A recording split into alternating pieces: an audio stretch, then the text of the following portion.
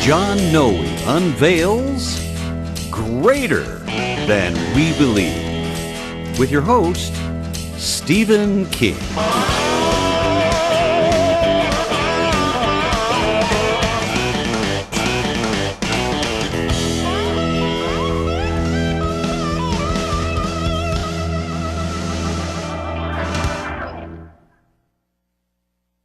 Well, welcome back. We're glad to see you here again. My name again is Stephen King, and this is John Noe. I am your host today. We are continuing our series called Greater Than We Believe. We hope you've enjoyed the series up till now. We are today working on video number 14, and this is 15, excuse me. We just did 14. 14 was about the last days. Right. And so today we're starting another section here under the subheading of Jesus himself. We want to talk more about Jesus and see how he is, how we should view him in our life. So without going into a lot of detail, I'm just going to let John take it from there. John, let's see, I think you told me we had a special title. It's called Jesus Today, What He's Like. What's he like and doing now? And we don't usually think of Jesus what he is now, so why don't you take it from there? Stephen, we don't. Well, we don't, yeah. I mean, we have the futurists out there, who talk a lot about the historical Jesus, what Jesus was like in the past, and a lot about what Jesus is going to be doing someday. Right. But that leaves this great gulf of today. Right. What's he doing here and now, today? Well, not much is said about that. Yeah. And then we have the preterists who talk an awful lot about what Jesus did back in the first century. Right, what he's already accomplished. What he's already accomplished. In fact, they major on it over and over and over again and get into minutia of details, sure, those kind of things, but have very little to say about what is Jesus like and doing today, and hardly anything about what is Jesus going to be like and doing in the future. Okay. So, so the preterist view, which, as you know, you and I are rather steeped in, is pretty much a view of fulfilled and over. And what that produces, unfortunately, in my opinion, is a very stale and stagnant and stilted view of Christianity today in the here and now. And we're living in the here and now. Yes. I want to know what does that have to do with me now? Right. I mean, the past is important. It's important. No question about it. What about now? but I'm living here and now. Yeah, really. So that's what we want to talk about. We're about Jesus today. Okay. Jesus here and now. And in my book, The Greater Jesus, I've, delved into this, and I'm going to be drawing on a number of portions of that book as we proceed along in this portion of Greater Than We Believe. And that book came out in 2012. Okay. That's when it was published. And since then, Stephen, I've been receiving a lot of heat about that title. Oh, yeah, how could Jesus be greater? How could Jesus possibly be greater than my Jesus on the cross? Yeah. Or my Jesus, as the shepherd of the sheep, or fill in the blank. Or how could he be even any greater than, Jesus in the New Testament? Well, the fact is, in order for Jesus to be the Jesus he was in the New Testament, he had to lower himself. Right. And one of the places, a good place we have that talks about that is in Philippians 2. And just a minute, let me read here, 6 through 11. Who being the very nature of God did not consider equality with God something to be grasped, but made himself nothing. Making himself nothing. Comparatively speaking, right, yeah. I mean, he was the one who created it all. Yeah. And sustains it all. And now he's made himself nothing. Well, isn't that a lowering? Yes. But I made himself nothing, taking the very nature of a servant in human flesh. Right. Being made in human likeness and flesh, and being found in appearance as a man, he humbled himself and became obedient to death, even death on a cross. Therefore God, after all that was done, what did God do? Exalted him. Is that what you'd call unlowering? Good. Oh, well, maybe not good grammar, but good theology, right? Good theology, yes. Therefore God exalted him to the highest place and gave him the name that is above every name, that at the name of Jesus every knee should bow in heaven and on earth, and every tongue confess that Jesus Christ is Lord, to the glory of God the Father. That is a major unlowering. Yes. That's what I'm saying. This is the greater Jesus. Right. And we'll be exploring that more fully. It talks, for example, one more. Revelation 1:5. Let me turn there real quick. Tells us that this book of Revelation, and from Jesus Christ, who is the faithful witness, the firstborn from the dead, and the ruler of the kings of the earth. Before his lowering self, Stephen, Jesus was not the ruler of the kings of the earth. And also Jesus told us that in John 5:22 that all judgment has now been turned over by the Father to the Son. That wasn't true before he had lowered himself and been born in a human body. That's right. Out of the fetus of a little virgin Jewish girl, was it? That's what I'm saying is the greater Jesus. And this is the only place we can come to find about the greater Jesus, as we'll soon be exploring, is the greatly misunderstood, abused, and confused last book of the Bible, the book of Revelation. So if I'm not mistaken, what you're going to basically show us then is that Jesus can't be any greater than he is. He is who he is, but our perception of him, our understanding of him, our acceptance of him can be greater and greater the more we know about him. So we want to know Jesus in his the greatness he has. And follow. And follow, right. The greater Jesus. Right. Ah, big difference. Yes. Now, we've talked about this view, which I've termed the preterist idealist view, in our video number 7. And I'm going to recommend to our viewers out there, if you haven't seen video number 7, and the follow-up videos to that, of my experience on Patmos, videos number 8 and 9, to certainly go back and take a look at those. But a couple of responses we got from some viewers regarding the preterist idealist view. I'll share a few of those with us before we get involved in Jesus today. One says this. He says, I've been reading up on preterist idealism, and your name came up. Well, how about that? Wow. I find the idea fascinating, he says. I've never heard of preterism, got into it a couple of weeks ago, and found some problems with it. Well, how about the fact that it produces a stale, stagnant, and stilted view of modern-day Christianity and modern-day Jesus? How about starting there? Okay. But many of those problems, he said, seem relieved by adopting the idealist hermeneutic. Ah, interesting, isn't it? Another writes, I was raised Dispy, became Amil / post-trib rapture, and many years later I realized I'd actually been a full preterist all along. About 12 years ago, he says. And I'm somewhat wary of the label full preterist, as I've only recently come to find out that at least some full preterists believe that all prophecies were fulfilled right at AD 70. Well, he says, I've actually never thought that. Prophetic fulfillment had very early beginnings, starting with Jesus' resurrection. Well, actually starting with Jesus' about his birth. Or even before that. Sure, yeah. How about Mary's impregnancy? Yeah, well, there you go. Yeah, and whatever. Or John the Baptist and coming and so forth. And then went on through AD 70. Well, yeah, I'm somewhat influenced. Now, somewhat. In other words, he's a work in process. Sure. By preterist idealism now. Its truths bring a balance on my other full preterist beliefs. Isn't that something? He says, other than that, I've seen most of your videos. Great job, he says. Now, he said he used the term Dispy. Just for clarification, can you help our audience understand? Dispensational premillennialists. Okay. So when you hear the term Dispy, that's what they're referring to. Now, one of the things that happens when I start getting involved in truth is my nose starts running. Have you So I know this probably isn't too good to do on do what you got to do. But you got to do what you got to. When it starts running, you got to catch it. Yeah. Right? Right. All right. So let's get started, okay? Okay.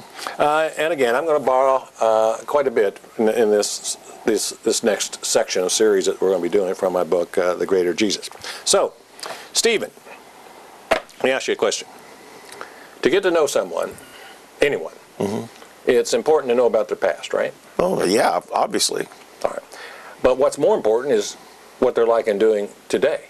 Would you agree? I do, yes. Okay. For example, when employers are going to be interviewing somebody for a job, they first ask them to submit a resume. And a resume tells them what they've done in their past. Right. And if that's of interest to the prospective employer, then he will ask them to come in for a face-to-face interview, like we're doing here. Because what's more important is what they're like and doing today. Would you agree? Yes. Okay. Let me show you something here. Here's a picture of me. Oh, he's so cute. That's what my grandchildren. You look harmless. My 13 grandchildren, when they first saw this, says, "Gosh, Papa John, you were cute back then." Yeah, what happened? No. Yeah, that's what they mean. Yeah. Well, okay, here's another one. It's very similar. Now, isn't that even more cute? Oh, I love it. Isn't that something? Yeah. Holden Mills, God bless their heart. Well, that's me. But this is also me. This is you, right? This is you now. And I have changed. Just a little bit. I've changed. Couple I'm wrinkles. Still Same guy. I'm still the same guy. I mean, you're still. You probably have Yeah. pictures like this. You're probably the same guy. Mm-hmm. But we've changed, right? Well, guess what? So is Jesus. Yes. And yet, every week, Stephen, in churches all around the world, we come together. And for almost 2,000 years, we've been coming together, and we hear this story.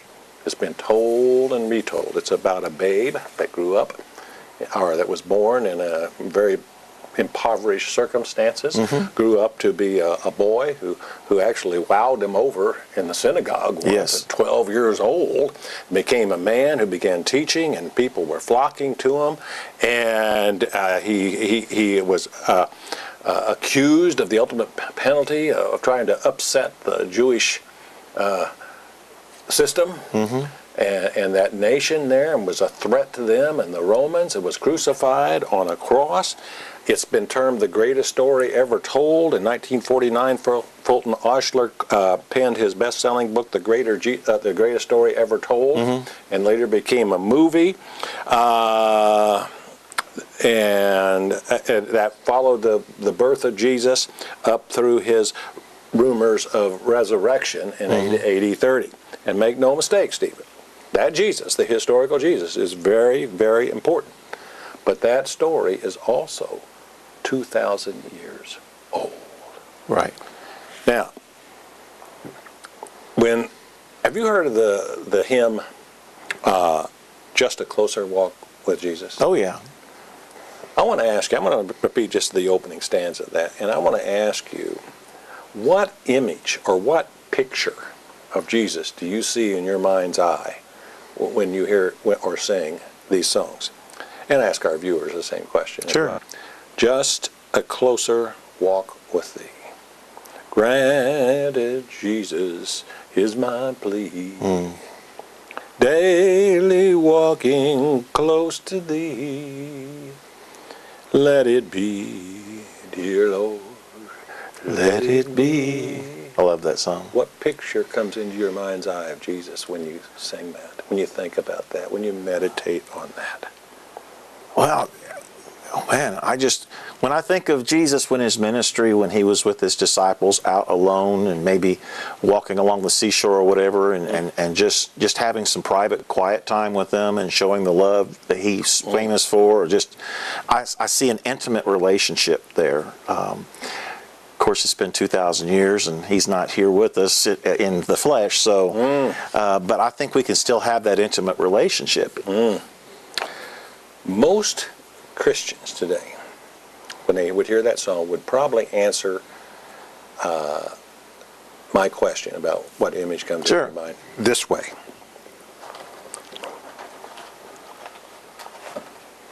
It's the most well-known picture of Jesus. Oh, yeah, yeah. It was painted in 1941 by Warner Salmon. It's called The Head of Christ. It's the most popular picture of Jesus of all time. It's been reproduced, according to the people who have the rights to this, up in Anderson, Indiana, pretty close to us, over 500 million times. Wow. And it's probably more than that now. Salmon painted Jesus as a young, tender, slender, handsome, meek, mild, sensitive and serene and intelligent-looking white Anglo-Saxon who is gazing up into heaven, as you can see, with expressive eyes and long brown hair parted in the middle and overflowing his shoulders. He has a calm face that is full of sweetness and love, without a blemish or a wrinkle, and with a faultless nose and a mouth with a nicely trimmed beard. You'd appreciate that. Yeah. Now, whether or not this picture is an accurate representation of the true historical Jesus is highly contestable, to say the least. But the Bible offers scant descriptions of Jesus, and notably not one New Testament author provides a physical description of Jesus. And almost 300 years after historical Jesus, the early church would not allow any images or painted pictures or whatever of Jesus for fear that it would be idolization. Yes, idolatry. And so they had this Hixtus, which was in a first letters of the acrostic Jesus Christ, Son of God, that they used. Not surprisingly then, Stephen, well, let me leave this up.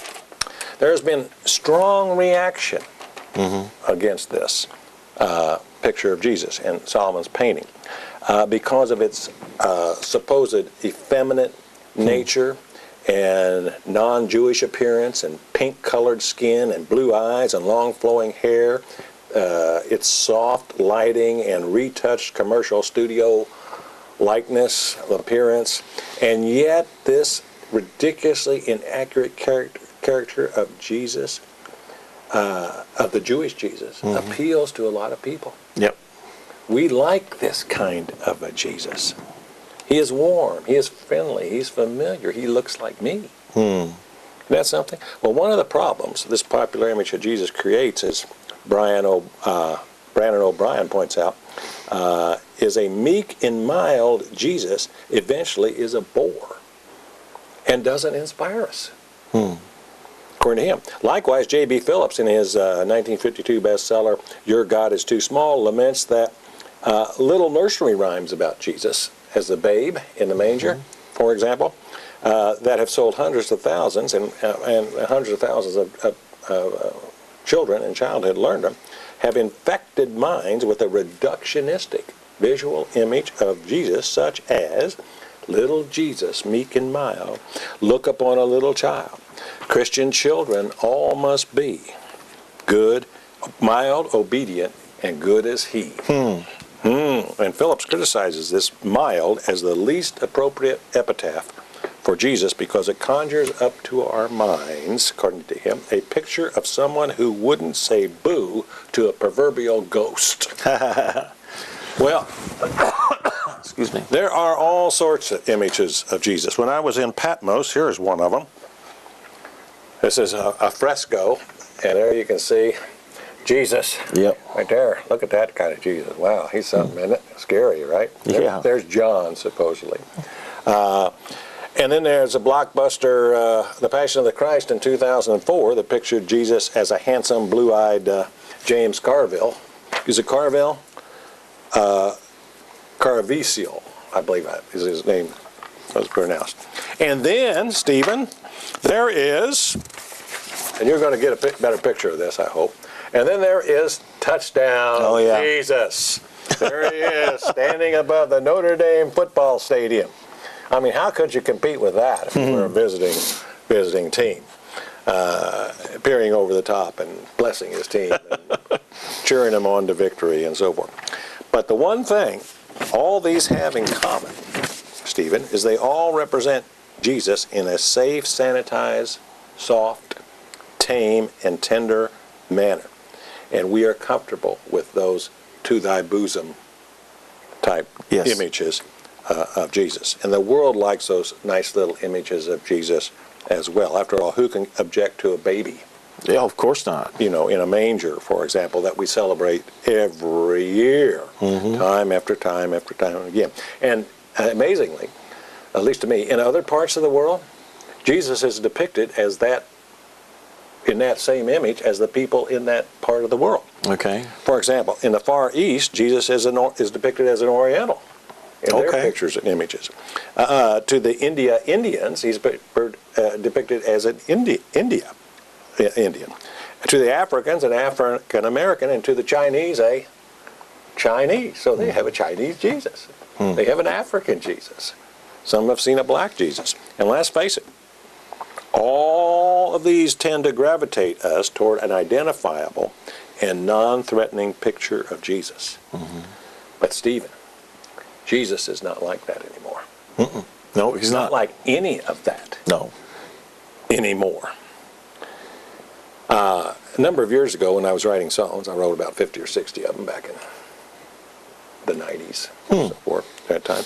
I wrote a song about this titled, He's Not Like That Anymore. Would you like to hear my rendition of it? Yes, Now, I I would. got to warn you, I am a big leaguer when it comes to singing. I bat about 300. Now, in the big leagues, baseball, that's pretty good, right? Yeah. They tell me that's not so good. Oh, okay. But anyway, I'll try anyway. So bear with me if you would. All right. It's titled, But He's Not Like That Anymore. Okay. It's Christmas morning, everyone. Time for joy and time for fun. With mom and dad and family, we gather round the Christmas tree.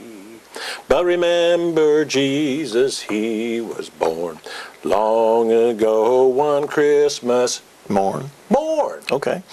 He lived a blessed life on earth. That's why we celebrate Jesus' Birth. You got it, man. But he's not like that anymore. No, he's not like that anymore. He's glorified in the highest. He's not like that. No, he's not like that. No, he's not like that anymore. The babe, the son of Mary, the boy who played in Galilee, the man they hung at Calvary, the lamb who died for you and Me.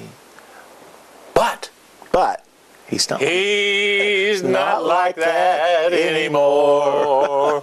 No, he's not like that anymore. He's glorified in the highest. No, he's not like that. No, he's not like that. No, he's not like that anymore. It's Christmas morning, everyone. Time for joy and time for fun. Wow. Is that it? That's it. Oh my goodness, I love that. You wrote that? I wrote that. And that's so much truth to that too. Well, that's what we're going to get into. Yeah, let's talk about Oh, we got a lot to get into to that. Because if we want to see the latest full-blown picture of Jesus, Stephen, there's only one place we can go to, and that's the last book Thank you. of the Bible, the book of Revelation. Unfortunately, the book of Revelation has both fascinated and frustrated Christians, Bible teachers, theologians for centuries. But the first 5 words of the book of Revelation tells what it is all about. And it says, the revelation of Jesus Christ. And that word revelation is apocalyptos, which means the unveiling or the uncovering, the coming, the revealing of Jesus Christ. That's what the whole book of Revelation is all about. It is not about the Antichrist. And unfortunately, one of the most best-selling books in a long time, the Left Behind series, which is about the book of Revelation. It says a novel of the earth's last days, claiming that we're living in last days. See again our previous video that we did about that. Their main character in their movie, the movie version of it, Left Behind, their main character is the Antichrist. Yep. And Stephen, there is no Antichrist in the book of Revelation. Nope. Doesn't that say something? It should. Oh, and yet people flock to that like crazy. Okay. But But that's a great and gross distortion of God's Word and a misrepresentation of what the book of Revelation is all about. And no wonder, because of that, millions of Christians are missing out on the 7 blessings that are promised in the book of Revelation for those people who read it, hear it, and take it or obey it. Now, how can they obey it if they don't have any idea what it's really all about? Right. It's the unveiling of the modern day, contemporary Christ. And that's the bottom line. If we want to follow Christ as he is today, it's important to know and to appreciate the historical Jesus. But what's more important is to know and follow Jesus, the contemporary Christ, Jesus as he is today. For you see, today, he is the Jesus of the apocalypse, the Christ in our midst, and a much greater Jesus than most of us have been led to believe. And Stephen, this is a good place to stop. Oh, okay. Because that's what we'll pick up on. Is this latest picture of Jesus, and begin to get into in a deeper and wider way what Jesus is all about and what he's doing and what we should be about and doing with him. Okay, so we're Does going to that roll like that. fun? Now, this roll that to the next video then. That's right. Okay. Yes, So are you done? I'm done. You're done? Well, okay. Thank you. I appreciate that. Well, I mean, for now. For now, yeah. Well, folks, we just want to say thank you for stopping in and listening to this. I hope you enjoyed what you heard. John, I just appreciate so much that you invite us into your home and that you take the time to put this together. Folks, there's credits at the end. I invite you to be sure and check and see how to get in touch with John, either through his website or by email. And you can always write, ask questions, whatever. But meanwhile, we just want to say thank you for coming in. Be sure and stay tuned again. We're still going to be talking about Jesus in a greater way in the next video. So we welcome you then. Thank you and good night. We're done. Okay. That's number 15. Now let me write. Okay, you can cut